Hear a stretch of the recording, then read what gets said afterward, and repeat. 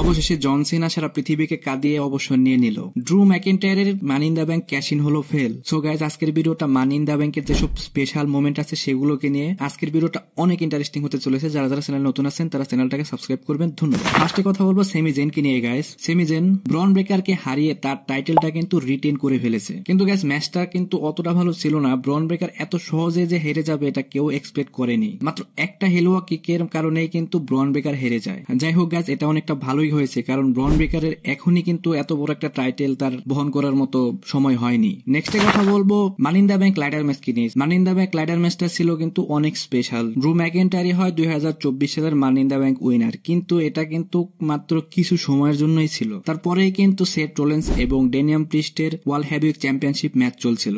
এর মাঝখানে কিন্তু ড্রু ম্যাকিন্টায়ার এসে পড়ে এবং তার money in the bank cash in করে ফেলে। এটা দেখে কিন্তু সবাই অনেক শকিং হয়ে গেছিল। অনেকেই মনে করছিল যে এখনই হয়তো ড্রু ম্যাকিন্টায়ার জিতেও যাবে। তার মাঝখানে কিন্তু চলে আসে সিএম পাঙ্ক এবং এসেই কিন্তু তাকে একদম বাংলা ধুলাই করতে শুরু করে এবং কি ফলাফল হয়ে যায় ড্রু ম্যাকিন্টায়ার তার মানি ইন দ্য ব্যাংকটা একদম ওয়েস্ট করে ফেলে। এখানে ড্যানিয়াম প্রিস্ট কিন্তু তার টাইটেলটা রিটেন করে ফেলে এবং তারপরেই কিন্তু একটা শকিং মোমেন্ট ঘটে। যখন কিনা সিএম পাঙ্ক অ্যানাউন্স টেবিলের উপরে বসেছিল তখনই কিন্তু সেথ রোলেন্স এসে সিএম পাঙ্ককে বকতে থাকে। এখন গাইস হয়তো খুব তাড়াতাড়ি সেথ রোলেন্স এবং সিএম পাঙ্কের মাঝে আমরা একটা ম্যাচ দেখতে পাবো। যাই হোক গাইস, এই পিকচারটি দেখুন। 2003 সালে যখন জন সিনাকে কোম্পানি থেকে বের করে দেওয়ার কথা চলছিল, স্টেফেনি ম্যাকম্যানি কিন্তু জন সিনাকে বাঁচিয়ে দিয়েছিল। সে জন সিনাকে আবার ফিরিয়ে আনে ডাব্লিউডাব্লিউইতে এবং তাকে পরামর্শ দেয় সে সবসময় জানি বেবি ফেস একজন সুপারস্টার থাকে এবং কি তার ফলে কিন্তু জন সিনা আজকে এত বড় একজন সুপারস্টার হয়ে গেছে। এরপরে যে টপিকটা নিয়ে কথা বলবো সেটা হলো জন সিনা অবসরকে নিয়ে। জন সিনা কিন্তু কালকে ঘোষণা দিয়ে দিয়েছে সে কিন্তু ডাব্লিউডাব্লিউইতে 2025 সালের পরে আর থাকবে না। 2025 সালের রাসেলমিনিয়াই হবে তার শেষ রাসেলমিনিয়া। 2025 সালের রয়্যাল রম্বলই হবে জন সিনার শেষ রয়্যাল রম্বল।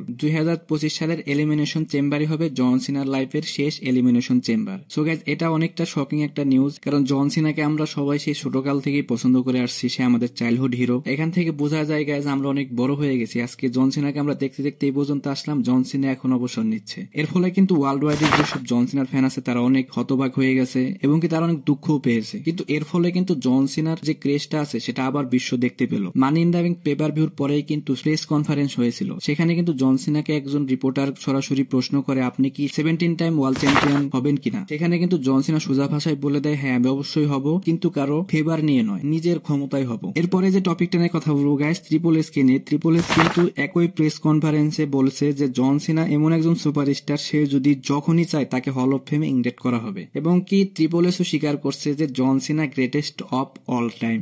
এতেই গাইস বোঝা যায় ডাব্লিউডাব্লিউ হিস্টোরিতে অনেক সুপারস্টার আছে যাদের কিনা লেজেন্ড বলা হয়, কিন্তু জন সিনাকে সরাসরি বলা হচ্ছে greatest of all time. Triple S K press কনফারেন্সে বলা হয়েছিল ভিন্স ম্যাকম্যানের সম্পর্কে কিছু বলতে, তখন কিন্তু সরাসরি এই বিষয় নিয়ে আমি কোনো কথা বলতে পারবো না। এটা কিন্তু গাইস খুবই খারাপ একটা বিষয়, কারণ যে ভিন্স ম্যাকম্যানের জন্য আজকে ট্রিপল এস কোম্পানি চালাতে পারছে সেই ভিন্স ম্যাকম্যানের নামই তারা নিচ্ছে না। সো গাইস, এটা অবশ্যই অনেক খারাপ বিষয়, কারণ ভিন্স ম্যাকম্যান তো ভালো লোক ছিল না, তারপরেও কিন্তু তার যে অবদান এটা আমরা কখনোই ভুলতে পারবো না। সো গাইস, আজকের ভিডিও এই পর্যন্তই। রেসলিং সম্পর্কে সমস্ত নিউজ এবং আপডেট জানার জন্য আমার চ্যানেলের পাশেই থাকুন। ধন্যবাদ।